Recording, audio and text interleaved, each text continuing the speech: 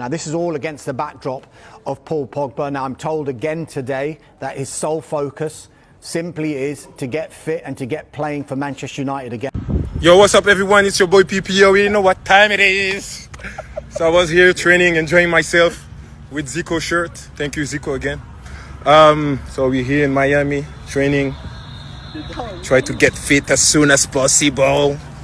But you already know the story. Well, I'm here and there's some fans around, you know, Man United fans.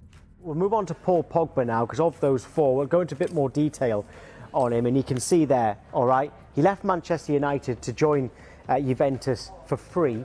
That was in 2019. He rejoined in 2012, sorry. In 2016, he rejoined Manchester United, but he cost them £89 million, getting paid £15 million a year for 6 years. That's £179 million that Pogba has cost in fee and wages alone. I don't think that includes bonuses as well. Could he really leave this summer again for free, right?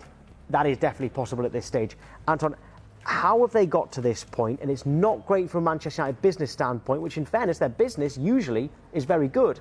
Yes, but Manchester United have been terrible at kind of self-scouting, knowing when to let go of players. They've given players extensions and then had them on the books for longer than they wanted. They've had a bloated squad for the last 3 seasons. They struggle to get rid of players.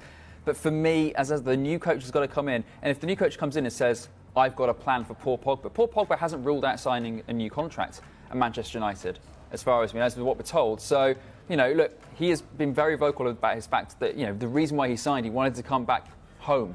You know, the whole hashtag Pogback and all that kind of thing. So, look, all I'm saying is you have a player there that's won the World Cup, that dominated Serie A.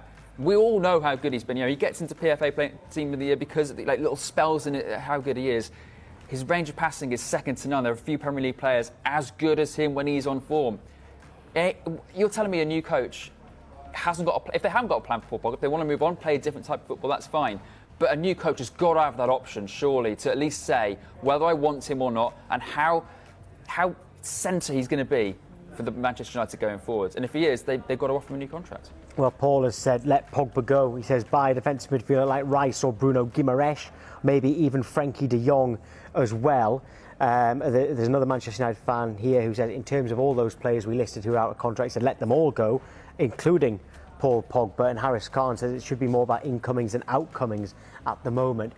With Pogba, Jess, what are his options in terms of where he could go? Well, this is an interesting one because Allegri has gone back to Juventus, and that is where Pogba made his name. That's where he won 4 Serie A titles. Could Pogba be tempted to go back and work with Allegri again in Italy? Possibly, but there are reports as well linking him to Real Madrid, PSG, top clubs with a bit of money to their name, because of course someone like Paul Pogba commands a lot of wages, as you rightly said. But you know, he's at that age now, Paul Pogba. He's 28. He's probably thinking about, you know, maybe his last big contract before he retires. But I think the problem is, even if he's happy at Manchester United right now, he knows in 6 months' time that manager is not going to be there. There's going to be someone new come in, and that could mean a whole different new system of playing. Will it work? No one